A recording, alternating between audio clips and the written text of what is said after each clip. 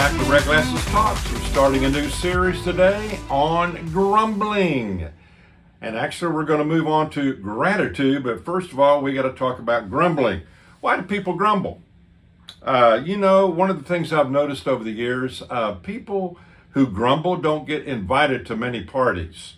They're negative, they're just not fun to be around. So let me give you some common crummy attitudes that yield, I think, complaining and grumbling.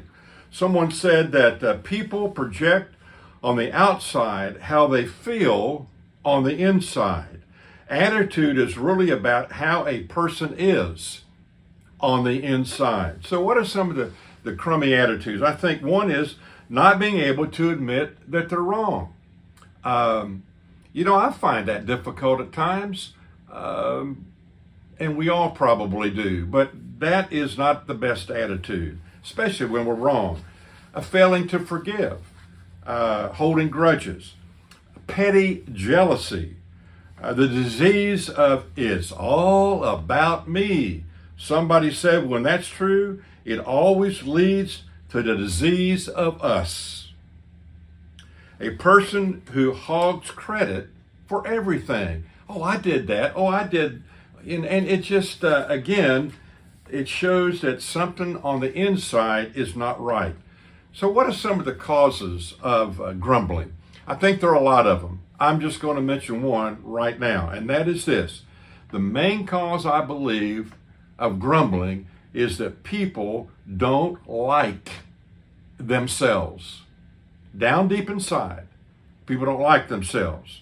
So we'll get back that in weeks to come and talk about how to deal with that. So what does the Bible say about grumbling? I remember a number of years ago when I worked in Dallas, and I'm back in Dallas now. I've been here for about 20 years. But the first time through, I was working with a team of people on a church staff, and there were 3 or 4 of us on the staff that thought we knew everything. And so we would go to our staff meetings, and the pastor would be there, and the other ministers would be there, and we'd always get in some of our thoughts or ideas. And I could tell after a while it kind of irritated the head pastor, and he was a great man and a great friend. But I remember one day one of us said something about a suggestion, and this man, a big man, stood up, pounded his hands on the table, and said, "That's enough. You do your job and I'll do mine." We probably needed to hear that. So anyway, what does the Bible say about grumbling? Well, in Numbers chapter 21, the issue was the Israelites were complaining about their food. They didn't like the menu. So it says in Numbers 21, verses 5 and 6, "But the people grew impatient with a long journey, and they began to speak against God and Moses.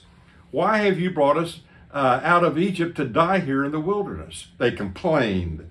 'There is nothing to eat here, nothing to drink, and we hate this horrible manna.' So the Lord sent poisonous snakes among the people, and many were bitten and died." So, as you can tell in many other passages in the Old Testament in particular, God's not really big on people that grumble. He doesn't like that attitude. Or you go to the New Testament, and I think of Philippians chapter number 2, verse 14, the scripture says, "Do everything without complaining." Everything without complaining. Or you go to the little book of James, and the book of James says that don't grumble about each other, brothers and sisters, or you'll be judged. For look, the judge is standing at the door. And on and on and on, the list goes of Scripture warning us against complaining and grumbling. So, the question is, how do we overcome grumbling? Here are a few questions. Are you grumbling, or are you a grumbler? What do you most grumble about? Or, this is a little deeper, do you like you? So stay tuned, and next time we'll talk about how do you overcome grumbling.